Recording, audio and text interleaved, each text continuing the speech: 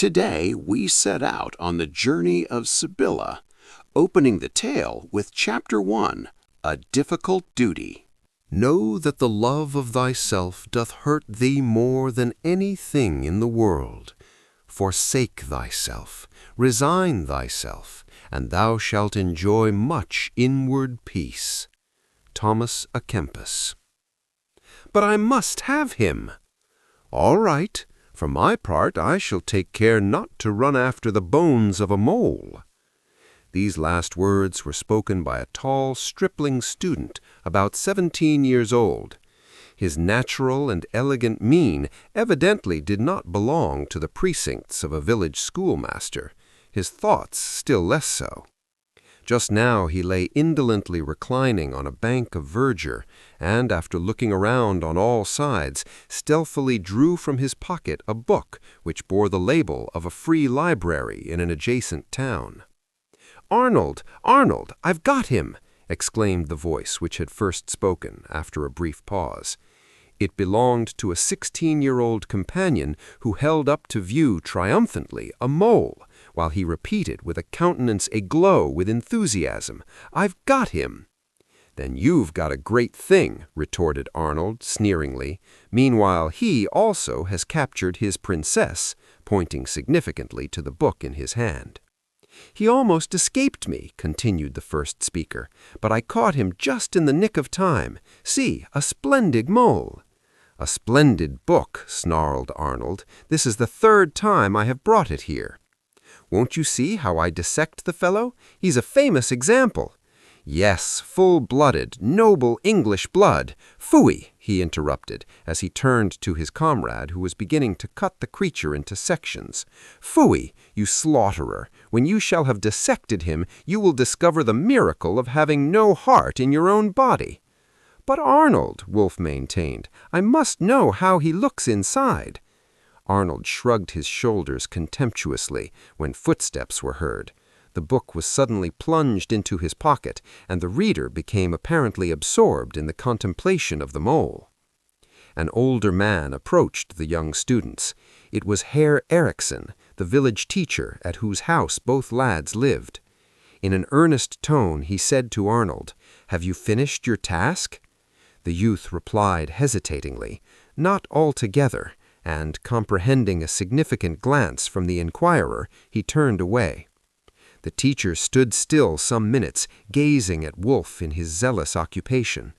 An expression of pain passed over his kindly face.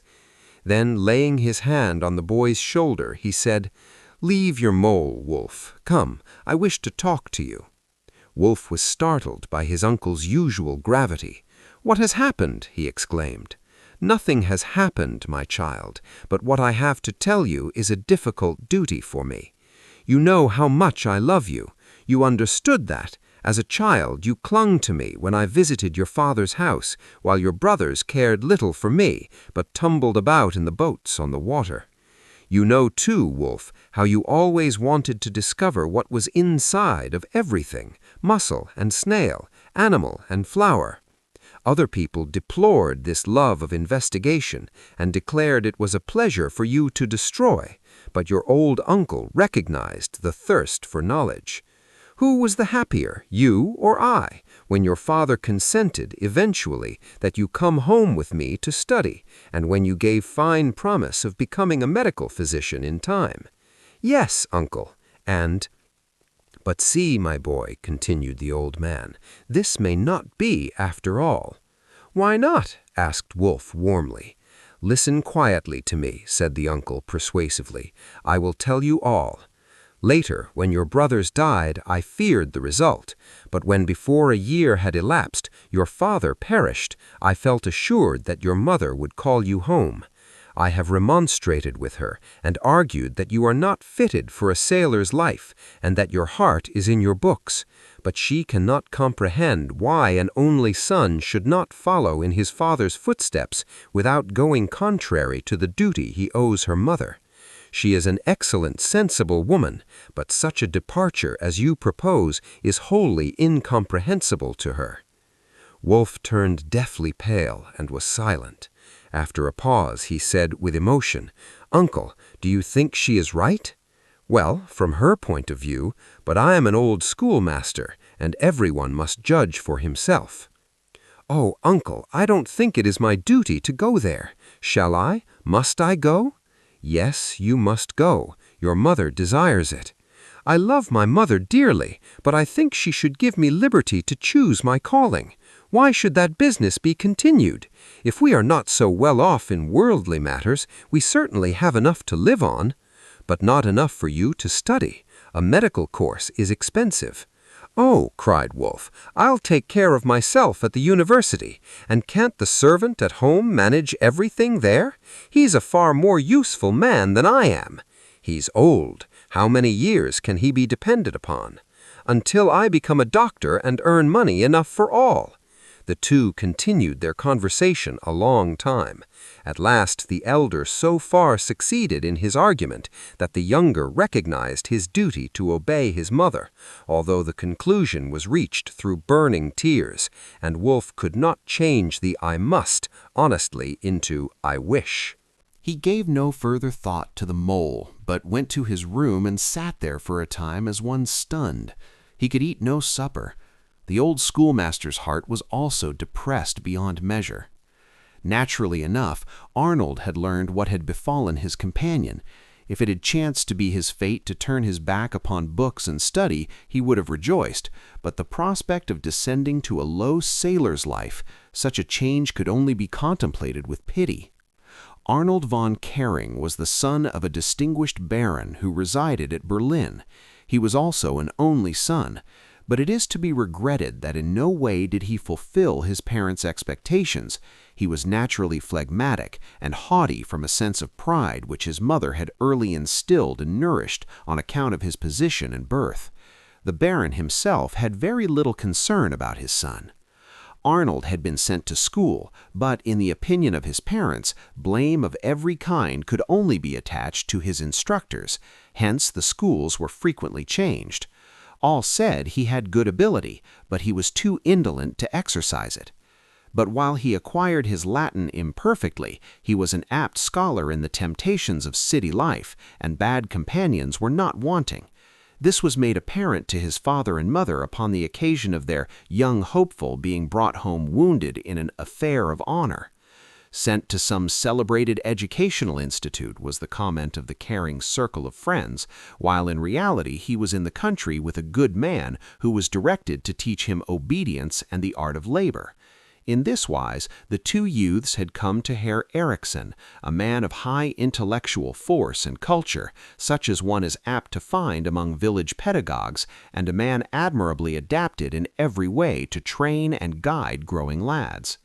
In this quiet home, Arnold painfully missed the pleasures of Berlin, and often related wonderful things concerning this distant paradise to Wolf, who had never seen a large city. Wolf had sometimes dreamed over these glowing descriptions of joys and pleasures, but he was too happy in his books, animals, and experiments to permit these distant attractions to gain possession of him by useless longings.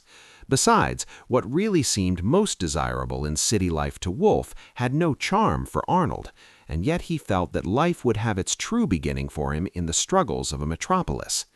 And now everything had become so changed.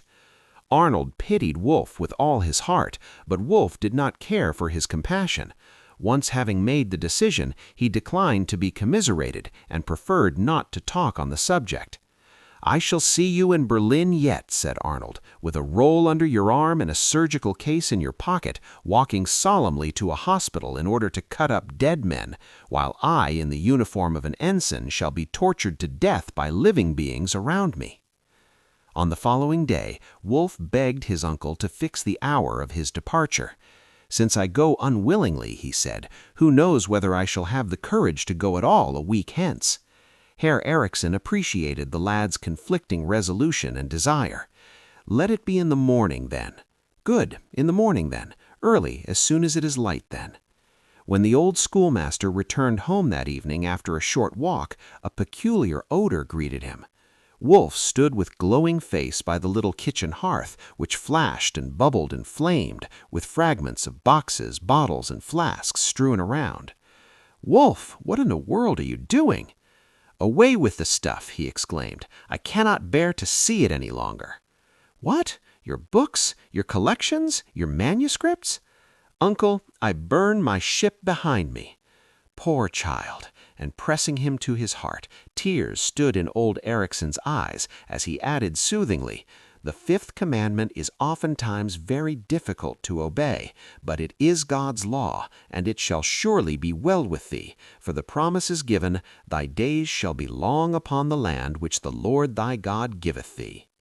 The next morning a young man walked away with decisive step, a bundle on his back, his face turned to the north. The birds sang cheerily, but he heard them not. He walked rapidly as though he would fly from the past and even from himself. This marks the end of Chapter 1. We now move into the next chapter of Sibylla's story, titled, Doubt Can Be Ended by Action Alone. Remember that in all things lamenting becomes fools, and action wise folk. Sir Philip Sidney. On the evening of the same day, the sea lay solemn and calm before the young traveler. Dark clouds hovered over its unstirred depths, which trembled only on the surface, like the first awakening of a slumbering child. Wolf stood with folded arms, gazing out upon the vast expanse. The water seemed to loom before him like a brazen wall, which threatened to enclose him irrevocably. The grand, free element, suggesting only to his perturbed mind the image of eternal imprisonment.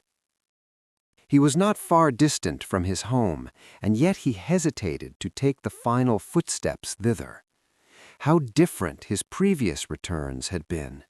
Then his happy heart had flown in advance of his feet, and he was either at the well-known threshold at a bound, or gliding lightly there to surprise suddenly the inmates in his boyish merriment.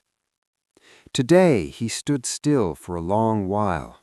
At length, when night began to approach, he summoned all his courage, drew a deep sigh, took a step forward, and was once more in the old home, to begin a new life.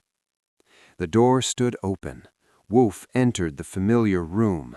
An elderly, bustling, healthy woman in the quaint costume of the country suddenly arose to meet him. It was Frau Erikson, Wolf's mother, but she did not recognize her son in the darkening twilight. "Good evening, mother," said Wolf, extending his hand. She knew the voice at once. "My son, we were not expecting you today." "But I am here," was the response. Surprised by his tone, Frau Erikson lighted a lamp and held it before his face, but it reflected no happy expression. Somewhat alarmed, she stepped backward and asked, "Wolf, are you ill?" "No, mother, I am not ill. I have come home because you wished it, but it was a reluctant acquiescence on my part." The mother was silent. Wolf continued, "I shall work here and learn the business. Uncle sends you greeting." "You speak and act like a dead man," said his mother, "but this will pass off, and you will soon be happy." "Happy?" cried Wolf. "No, mother, I shall not be happy. I shall do all that you desire, but happiness can never be enforced." Frau Erikson left the room. "He will get over it. He will get accustomed to it in time," she repeated to herself.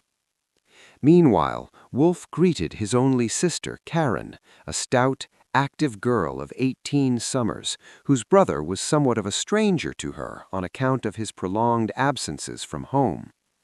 Soon after, mother, sister, and brother sat down to supper. 3 estimable, well-disposed persons, but fundamentally different both in character and temperament, and now united in their labor, thoughts, and life. The next morning, Wolf donned a sailor's suit and began his work. There was very little conversation in the home circle. The mother and Karen were naturally quiet, and Wolf was not disposed to talk.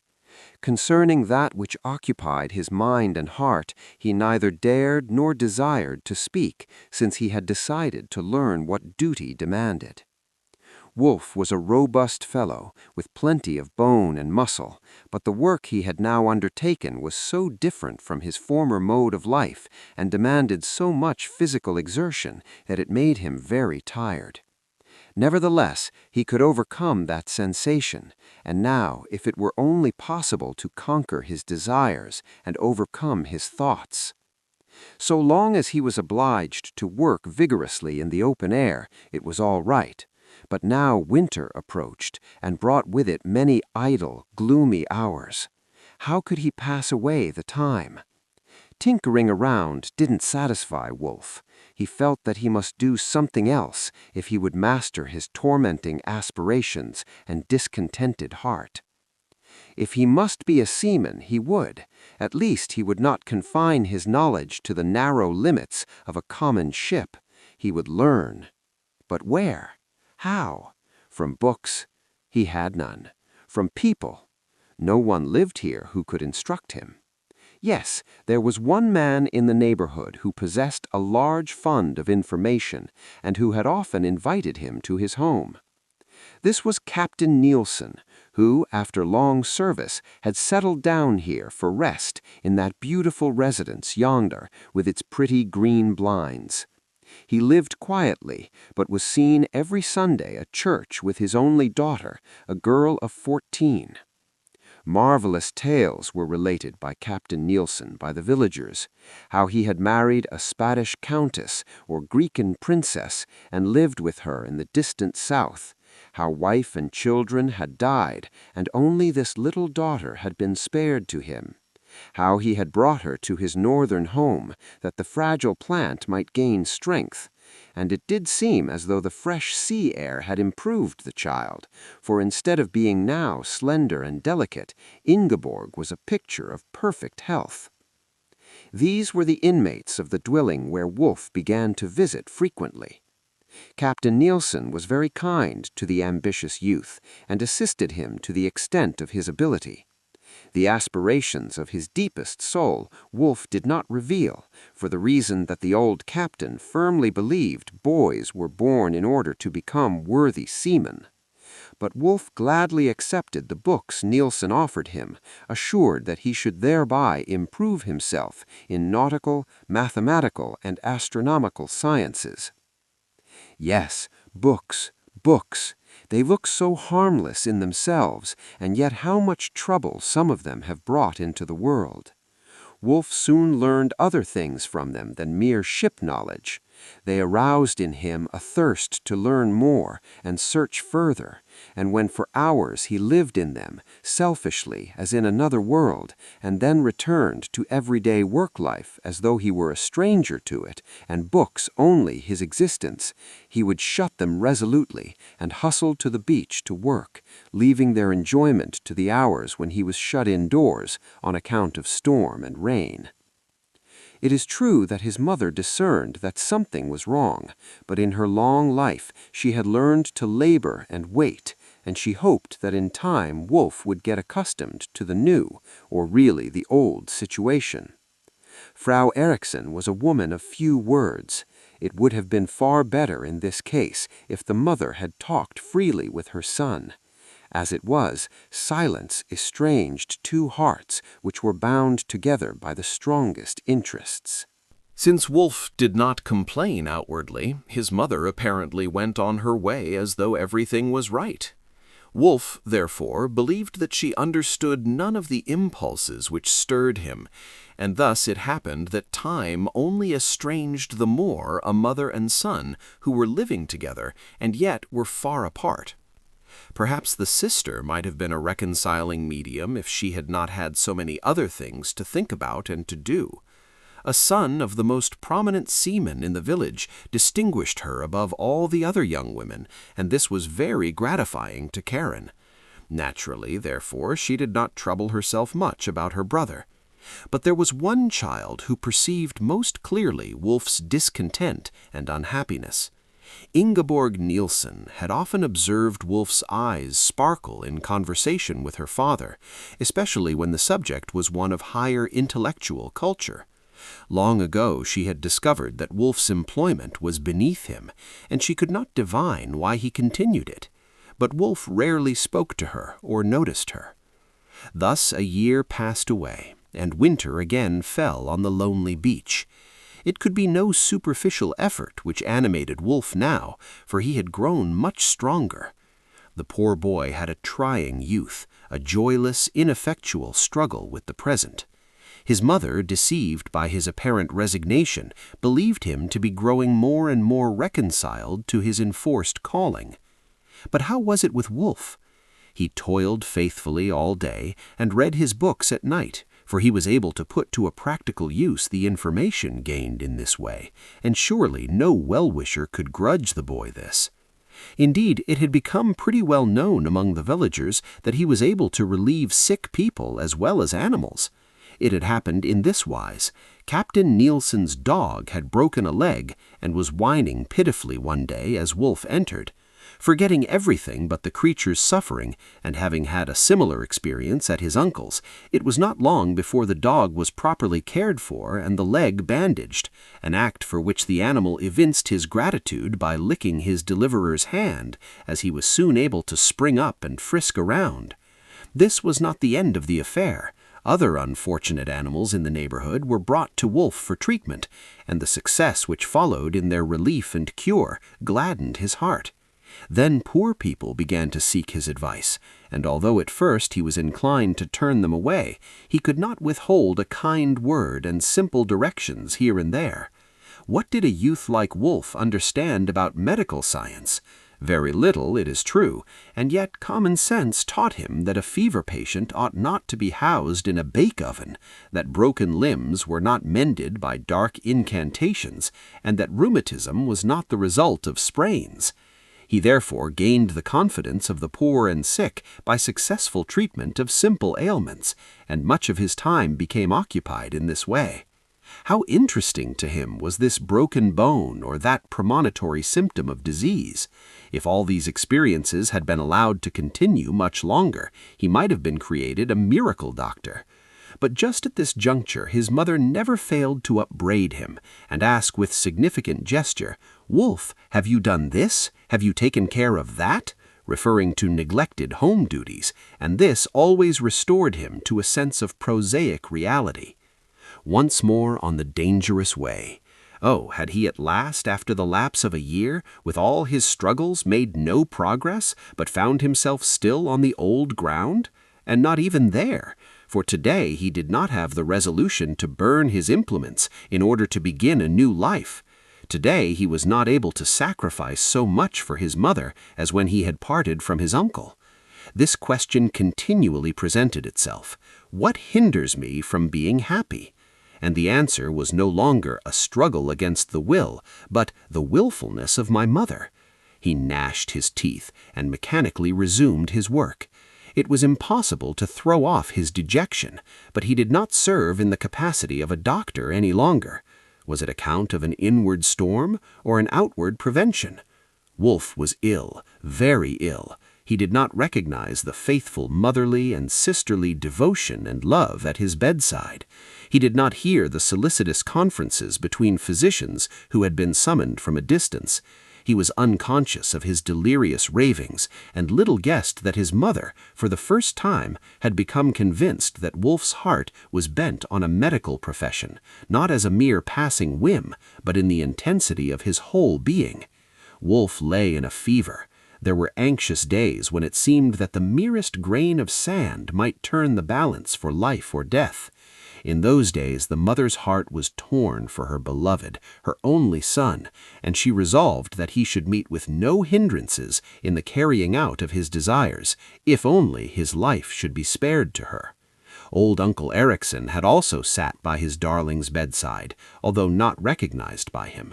Perhaps his earnest appeals aided to confirm the mother's conclusion. One morning Wolf awoke and looked around him. He lay in bed, but knew not why. Accidentally, his glance fell on his hand. Was that small, white, emaciated hand his own? No, surely not, for his was hard and strong.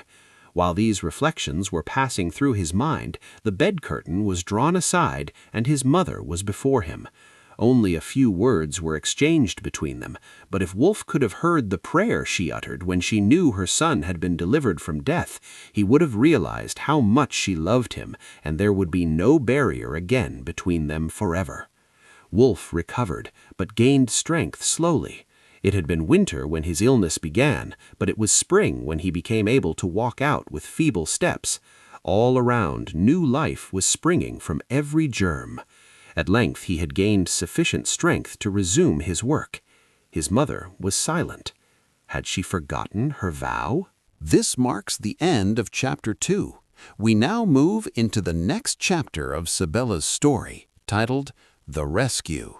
It may be a duty lowly that is unto thee assigned, but toil, though poor, is holy, if wrought with an earnest mind. The locality where we tarried last lay solitary and apart from all communication with the outer world. A stranger rarely visited this beach, and if a tourist chanced to be led hither, he made his way out of it as expeditiously as possible. It was therefore quite an event to the simple villagers when a family arrived from Berlin for the summer. One Baron von Karing had rented a vacant cottage for the season. The Baroness, with her 2 daughters, had already taken possession, in order that the elder daughter, who had recently been subjected to a painful surgical operation, might recover her strength in the bracing sea air. She was not visible to outsiders, but a pavilion had been erected before the cottage, where she reclined during the day. Therefore, the younger daughter was so much the more an object of interest to the village folks. The father and a brother were accustomed to spend several days at a time here, going back and forth to the city. Wolf had not yet seen the newcomers, but upon hearing the name Karing, he at once said to himself, "Can this be the family whose son was at my uncle's?" He was still unaware of the fact when one day, as he was making some repairs to his boat, he observed Arnold passing by. There had been a very friendly, if not very ardent, relation between the two, and now Arnold's appearance revived the recollections of happier times. He sprang up, reached out his hand, and exclaimed cordially, "Arnold, you here?" The Baron's son looked up in surprise, not recognizing the sunburnt sailor. At length he said, "Ah, I see. Do you live here?" At a glance, Wolf perceived that his former comrade's greeting was not very encouraging, and the half-contemptuous expression with which he contemplated Wolf's appearance and employment disclosed an immediate key to his demeanor. And Arnold, who had been very glad at one time to avail himself of Wolf's assistance in his studies, was not so eager to communicate with him in a humble position. Wolf desired to help him out of the dilemma, so he hammered away at his work as Arnold stood near. "Are you obliged to do much of that kind of work?" the latter inquired, as Wolf began to fasten boards smeared with tar on the boat. "As often as it is necessary," replied the worker, rather curtly. "And are you not miserable in such employment?" "Not at all." A pause ensued, after which Arnold remarked, "Well, I must go home. We shall often see each other, as we expect to remain here for some time. Goodbye." "Goodbye." Wolf worked energetically until his former companion was out of sight. Then he threw down his tools and stood gloomily with folded arms. Why had he grown so pale? Had he unwisely overexerted himself after his recent illness? No. Today, for the first time, he keenly realized how his calling was regarded by one with whom he had formerly felt to be on terms of equality. Never before had it occurred to him that there was a dividing wall between men of the world and himself, and that he was regarded as belonging to a lower class. Here, in this humble village, he was superior, and if he had been heart and soul a sailor, he would neither have understood Arnold's contempt, nor, indeed, observed it. But he felt it as burning wax had fallen on his heart, and even if there had been anything to mitigate this suffering, he was all the more disgusted with a calling which was uncongenial to him. Nevertheless, he held his head so much the higher. If Arnold had feared any undue familiarity from his former schoolmate, he deceived himself. It was not Wolf that sought Arnold, quite the contrary. The days which this city-bred youth was obliged to pass here were so long and monotonous that he soon waived all distinction of rank and endeavored to gain the young sailor's companionship. But the latter had little spare time and did not encourage these advances, which opposition only urged Arnold in his approaches. Lady von Karing observed this and took occasion to caution her son against low associations. She herself treated Wolf, when she met him with her son, with the condescending favor she showed to her servants. It was not even agreeable to remember that Arnold had been in daily companionship with a young fisherman at school, and that the latter had been set up as an example for her son to emulate. Therefore she ignored this fact in order to make Wolf realize his true position.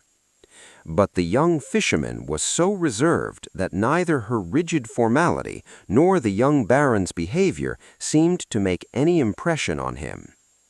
Eugenie, the younger daughter of the Karing family, sought Ingeborg's acquaintance. The captain's daughter met her in a sweet, friendly way, and soon the two young girls were often seen on the beach searching for seaweed and shells or climbing the surrounding cliffs, and yet they had very little in common. It is true, Ingeborg listened attentively when Eugenie talked of the splendid sights, the beautiful dresses, the theaters, the children's balls, and her delight in the prospect of being introduced into society the coming winter. But all these great things belonged to a world of which Ingeborg had little knowledge, and for which there was still little attraction.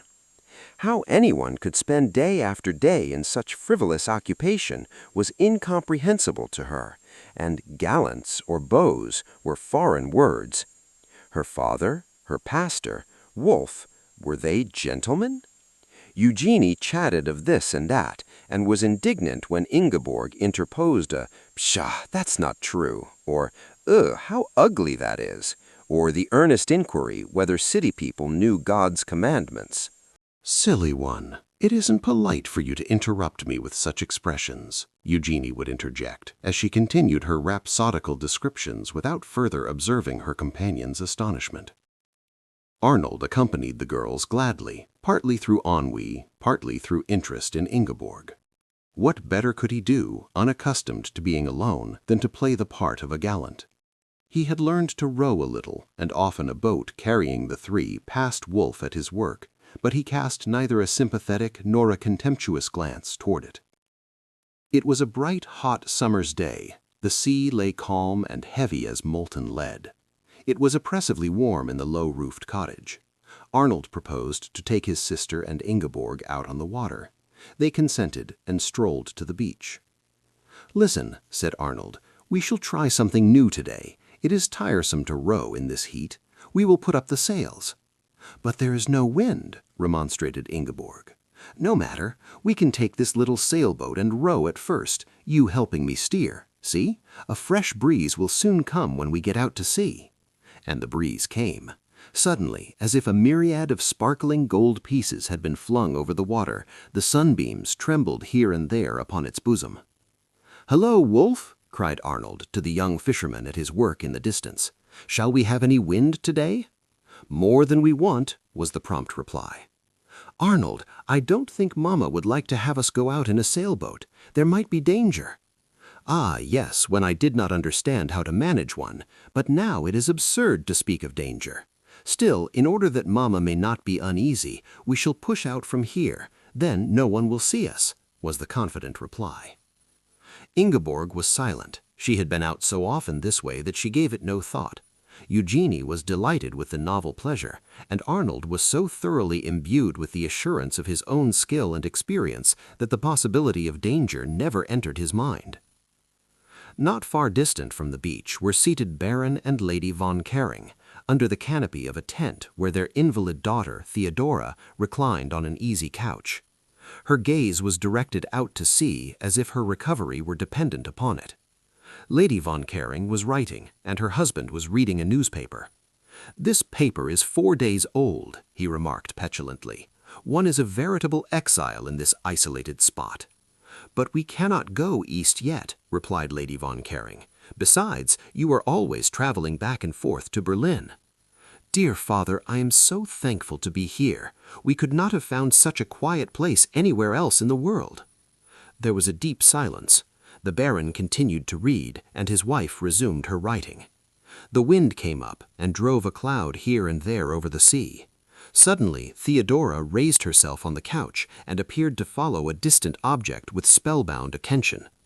Turning to her father, she said, "Please hand me the spyglass." He passed it to her without looking up. Theodora adjusted it to her eyes. Her face grew deathly pale, while the scar upon one of her cheeks became livid scarlet, an evidence of deep excitement. "Mother, do not be alarmed, but yonder in that boat are Arnold, Eugenie, and Ingeborg. The wind is up, and Arnold does not know how to manage the sails. They go out farther and farther. Oh, if only a boat could be sent quickly after them." The Baron sprang up. The sailboat was near enough to give evidence of bad management. It plunged so low into the depths that even an inexperienced eye must know it was in danger of going down. The mother cried out in terror, while the father called loudly for Arnold to return immediately. Theodora wrung her hands in anguish, seeing that the only means of rescue was not available. She made desperate efforts to rise, when suddenly a little boat was seen to push out from the shore. One of the men in it was rowing, while the other stood up and cried in tones of thunder, "Arnold, bind the sail fast!" That this cry had been heard was evident, as the sail was being worked, without, however, the desired effect. At the same time, a sail was quickly unfurled in the rescuing boat, which the wind filled, and the second sailor seizing an oar, the boat flew over the water like an eagle's wings. But too late. A shrill cry of horror rang out from the lookers-on. Arnold's boat had made a plunge down, as if to take leave forever, and was not seen again. It had sunken, and the 3 bright young people it had contained were consigned to a watery grave. Lady Von Kering swooned. Theodora gave her immediate attention, while the father hastened to the beach, where a number of men were assembled, among them Captain Nielsen, Ingeborg's father. He did not utter a word. He heard the expressions, "too late," "brave boy," but his whole being seemed concentrated in his eyes, transfixed upon the water. Finally he exclaimed with deep emotion, "He has them, all 3, and now it was plainly seen that Wolf's boat, for he was the brave boy, contained several persons, and was turned homeward. "Meet him," continued the captain, whereupon 5 or 6 boats flew from willing hands upon the sea, his own being foremost.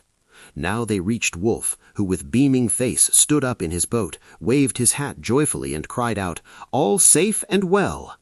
"Brave boy, you swim like a fish!" A few minutes later all were on terra firma.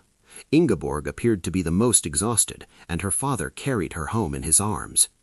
Eugenie was more affected by fright, but Arnold looked deeply mortified and crestfallen. "I reached them just at the right moment. The boat sank only a few feet away. 3 dives and they were all safe," said Wolf modestly. When Frau Eriksson heard of the fortunate rescue, her heart was glad. Ah, yes, here was something which only a sailor could do. Would this adventure perhaps make her son more reconciled to his calling? No, it produced an entirely different result.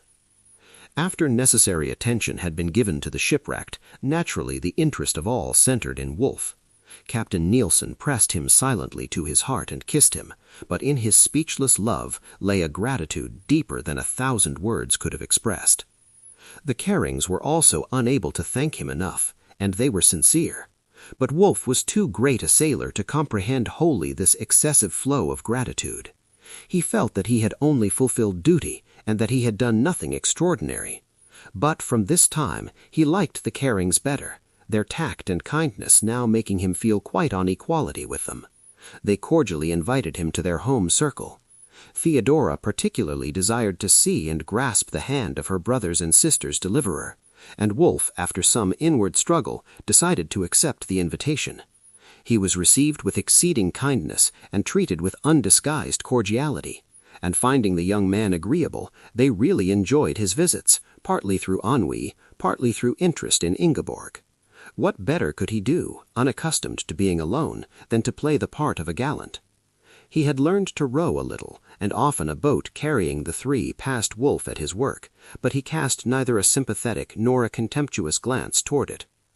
Lady von Kering was the first to suggest to him that he was too gifted for his surroundings and position, at the same time urging him to strive after higher attainments and go to Berlin for further improvement. The word was spoken. It tore away the veil from the gloom in which Wolf had been living. If the fact of his ability had not been perfectly clear to him before, this conversation would have certainly confirmed it. It is difficult to get a glimpse into the heart where tumultuous waves often roll higher than out upon the sea. Frau Eriksson, Captain Nielsen, everybody here had the firm conviction that it would be almost criminal for Wolf to become a doctor. He himself had endeavored to banish the ambition from his mind, and now he had been led by circumstances into the circle of a family which, however superficial its aims, still found opportunity for higher interests, and which moved amid very different forms and scenes from those to which he had been accustomed. Once he might have been content to live here without further aspirations. Now it was evident that his ignorance had deceived him. This only increased his unhappiness. It is true he had, thus far, adhered to his resolution to labor diligently without complaint to his mother. He had consequently become more self-reliant, for absolute resignation demands thorough self-reliance. But now this life with its mental inertia, he realized, must end.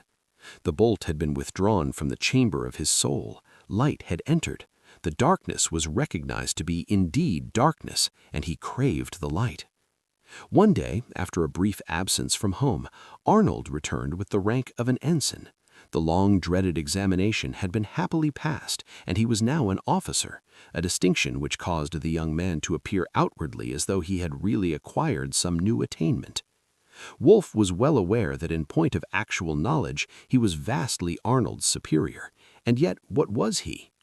The Karings now regarded the simple artisan as an agreeable companion for the gay young officer in this seclusion, where nothing better could be found for his diversion. "Old fellow, what ails you anyhow?" Arnold asked frankly one day, his dejected-looking acquaintance. "What ails me? Why, everything that I haven't got." Arnold looked up inquiringly. He had an affected loftiness of speech, coupled with an indifference of manner towards everybody, but the unlucky boat ride had inspired him with not only a kind of affection for Wolf, but an instinctive respect, and now he approached him somewhat cautiously until he knew what was his mood. "Now, tell me," he ventured after a slight pause, "what do you really wish for?" "I wish for what I shall do, go away from this place. There is something within me that will not let me rest. I cannot overcome it. I was not made to drag out my life on this sea-coast." "Ah, the old aspirations revived," said Arnold with a laugh. "You desire to be a great man, eh? Instead of wasting away your life alone here, you would make a worse shipwreck of it elsewhere. Your taste isn't bad. What am I to do? Come with me to Berlin. That's where one discovers for the first time what life really is." "I desire to learn." "Certainly. Without that you can do nothing, especially if you would make money." "It is not my ambition to be rich," retorted Wolf proudly. "I desire to study, because I long to improve myself, and learning to know the great men whose minds enlighten the world, I would be like them." "You're too sanguine," replied Arnold. "That naturally proceeds from your isolation here. Yes, only learn to know men. The sacred halo which appears in the distance to be sunbeams becomes gold pieces when you approach it. I tell you, to be rich is the true wisdom of life. But come along with me now. Mamma wishes me to invite you to spend the evening with us. It is disagreeable outdoors. A thunderstorm is coming on. We must go in where we can have a further talk over our plans." Wolf felt the warm blood mantle his bronzed cheeks. It was clear to him what he must do. Two pictures were present to his mind. He saw his old mother observing him with anxious eye, and he knew that everybody around her expected him to continue his father's business. On the other hand, and most attractive, appeared the circle of distinguished people awaiting his coming. Although the Carrings occupied a fisherman's cottage, they had surrounded themselves with enough city comforts to indicate their social position. Wolfe saw in vision the bright lamp, the elegant tea service, the dignified, gracious hostess, the merry Eugenie, and quicker than cloud follows cloud in the sky, the first picture vanished before the splendor of the second. "Thank you, I will come. Goodbye until we meet," said Wolfe. Arnold looked after the tall figure. An eccentric fellow, he said to himself, still longing after school benches. I am glad to be free again and out of a prison which only bothers my head. But what prospect do I have now? Nothing beyond. And the young ensign sauntered off smoking a cigar. Wolfe hurried to his mother's humble abode. She was standing by the little window looking sharply for her tardy son. When she opened the door for him, she asked reproachfully, "What detained you so long? See the storm coming. Hurry off to the boats that lie in the water." More speedy work was seldom done. The boats were soon brought to a safe place, and the young sailor, bathed in perspiration, re-entered the room where his mother now came forward to meet him with more affectionate solicitude. "Now, my son, eat your supper." How comfortable the place looked. Yonder in a corner was the old canopy bed with its quaint designs. Here was the stove whose polished stone hearth depicted the history of paradise and the fall of man, more forcibly than authentically. Around the two sides of the room was a brown bench which served the purpose of a chest as well, and concealed all manner of things from view. There on the table a pewter oil lamp lit up the spotless cloth on which was spread the evening meal, to which Frau Erichsen again invited her son with significant gestures. Wolfe waved his hand. "No, mother, I am invited to tea with the Carrings, and I must make haste or I shall be too late."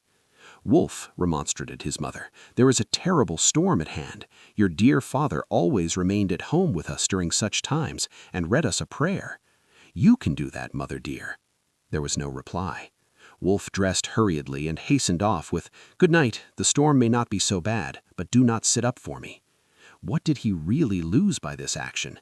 He knew very well that the evening at home would be precisely like hundreds and hundreds that had preceded it. His mother would sit by the spinning wheel without saying a word. Karen would also sit there and work just as silently. Peter, the manservant, would be, if possible, even more quiet when he came in to mend his nets and listen to the storm. Later on, his mother would read the evening lesson, after which they would all exchange one tedium to another by going to bed. How often he had sat there in utter self-denial, had read his books longing for explanations to many questions. He had, it is true, never attempted the frivolous indiscretion of any interchange of thought. What understanding could his mother have of the things that interested him? Was not her mental horizon limited, very limited? She had been the wife of a brave fisherman and had shown great intelligence in practical things. She knew her Bible and hymn book thoroughly. Everything aside from this was beyond her sphere. Little as these old diligent hands were acquainted with the pen, still less had the head any conception of the thoughts that animated his son. And Karen? She was just as pretty, good, and industrious a girl as could be found anywhere. Her work was cheerfully done.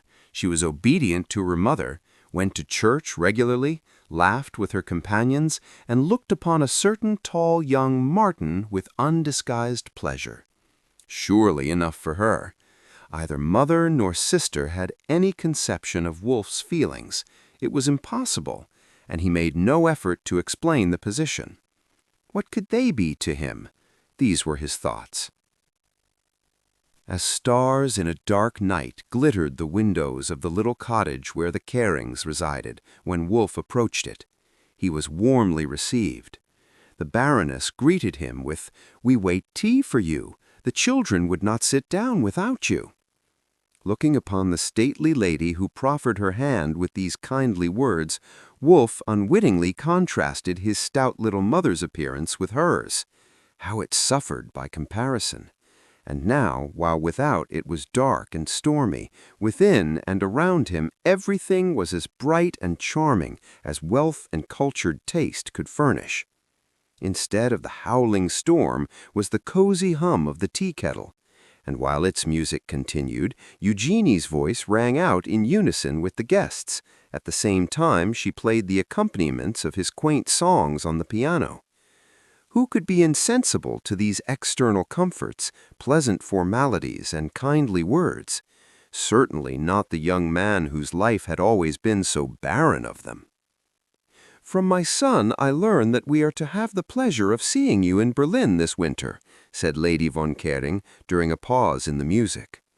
"Thank you, I sincerely hope so, madam," half-stammered Wolf, "but it is not positively certain as yet.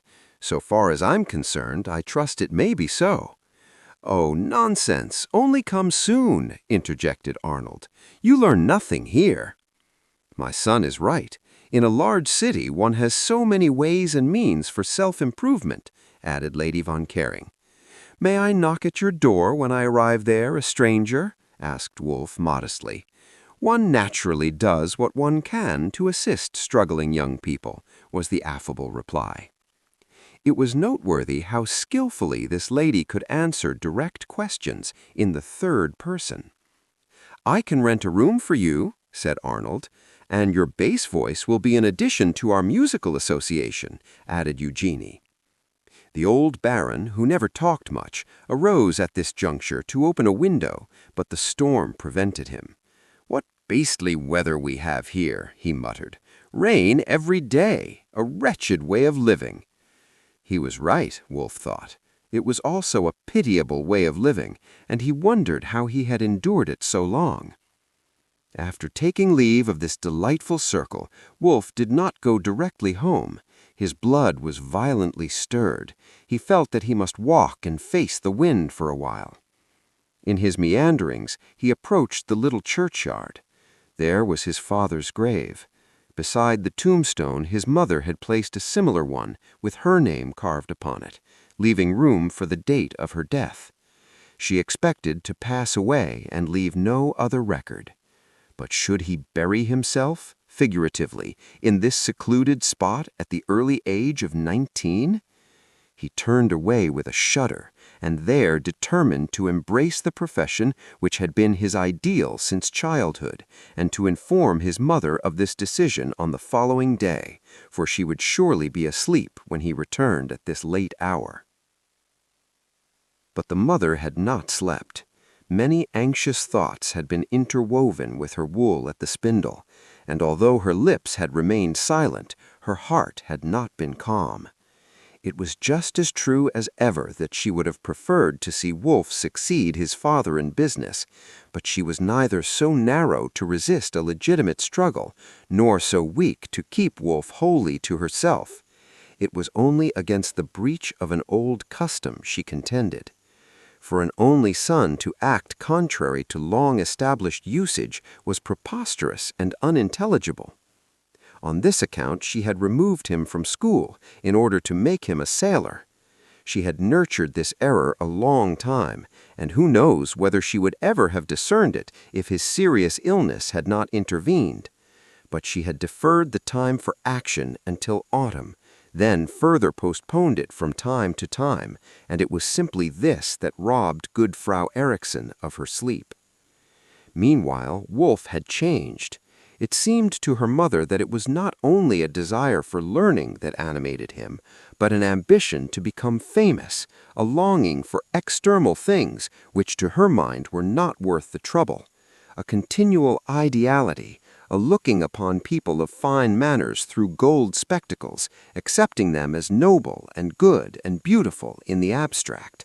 Yes, this she was sure was the cause of his discontent, and that he looked down on his mother and sister burned her heart as a natural consequence. And then must he go so unarmed into the world, into a great city of which she knew nothing by hearsay, but at best which seemed to her a very Babel? Should he win or lose most there? Finally she said, "Yes, he will gain wisdom even through harm. Now I cannot and will not restrain him any longer. He shall see for himself that all is not gold that glitters. But my boy is good," she added consolingly, "and if he goes away, he will come back to me again." This is the end of part 1. Sibylla's story continues, and we will carry on in the next video. Thank you for listening, and remember to subscribe to the channel for more content. See you in part 2 of Sibylla's story.